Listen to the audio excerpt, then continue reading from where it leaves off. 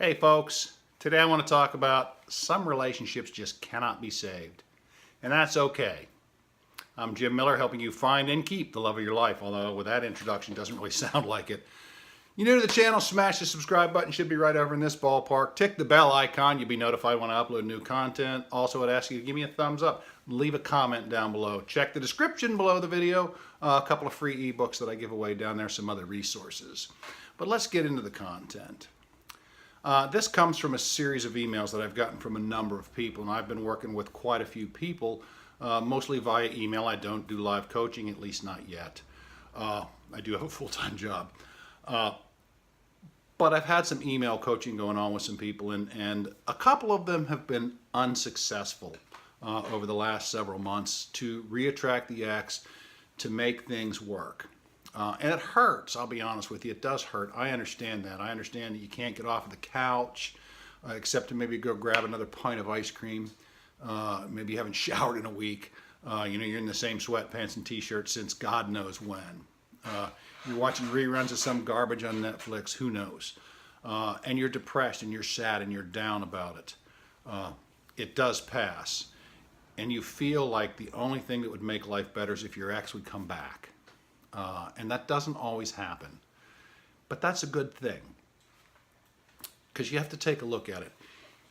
You and your ex have broken up for a reason. I've said this in many of the forums that I've commented in, some of the writings that I have done on this. Your ex is an ex for a reason. And if neither one of you makes any significant changes during the time that you're apart, even if you do get back together, a month down the road, a week down the road, maybe even a couple of months down the road, you will find yourself back in the same broken relationship that you left a while ago. And that's not very satisfying at all.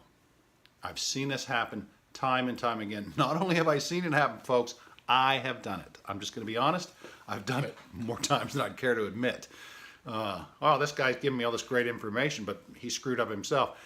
I have made these mistakes. I've made these mistakes. I don't make them any longer. I've got a little age on me, and I've been through a number of relationships, and I know some of the people watching this are very young because I get your emails and I get your comments. It's not always a bad thing. One particular guy, and this is kind of a very good story, he had written me back in July, I believe, really wanted his, and it's Christmas Day, by the way, here in Beaufort, South Carolina. This guy really wanted his ex back. This was the love of his life and whatever else, and had gone through all the proper things to try and do. He'd gone through no contact. He had worked on himself. He had done a lot of work on himself, and he had really improved himself. And self-improvement is never a waste of time. However, his ex made no changes other than a guy and then another guy, I think. Maybe 2 or 3 relationships later, just, I guess what they call monkey branch, and just swinging from branch to branch. She dated a couple of guys in between. She did kind of keep him on the line a little bit with some comments and whatnot like that, and apparently I think that she would start to drink and she'd text him and some nice things, and he'd build up a lot of hope. But he finally got to the point where this thing is not going to work. And if it does, it's going to be a year or so down the road. I've seen this happen where people, a couple of years apart, will eventually get back together. But he realized that wasn't going to happen. What's happened is he spent all this time working on himself. He learned some new skills and got some hobbies. He really kind of enjoys his own company sometimes now. He learned to eat better. He sleeps better. He's exercised some. He's done all these things to improve himself, and what he's done is created himself as a much more attractive person. His ex may or may not know about some of these changes, but what's happened is that he kind of gives that off. And what he's ended up doing is he actually attracted someone into his life that was better than his ex. Now, he's not in love. They're not planning on getting married or anything like that, but they're kind of in the earlier stages of dating, and they're a much better fit because he did that work on himself, and he took the time to give to himself, to better himself. Not for his ex, not to, hey, listen, I'll become a great guy, then my ex will want me back. I guess somewhere in the back of your head that may be the thought.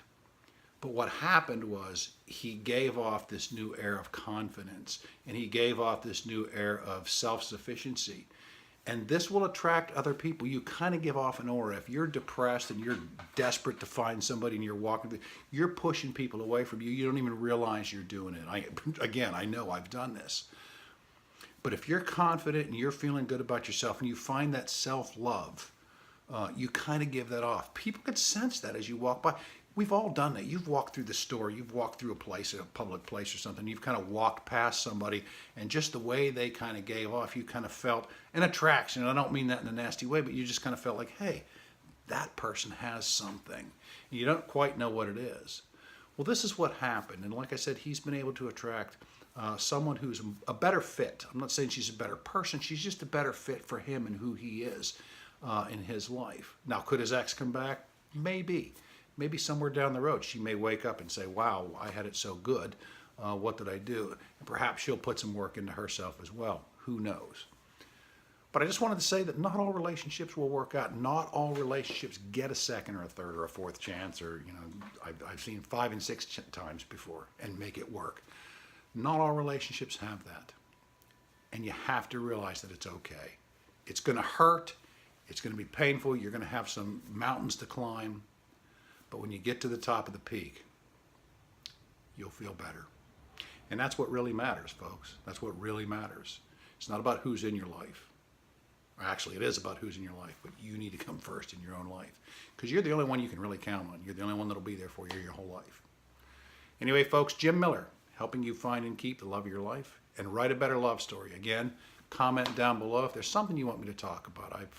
I sent out an email a while back, and people kind of responded to that, and I'm kind of sorting through some of that to come up with some new topics here.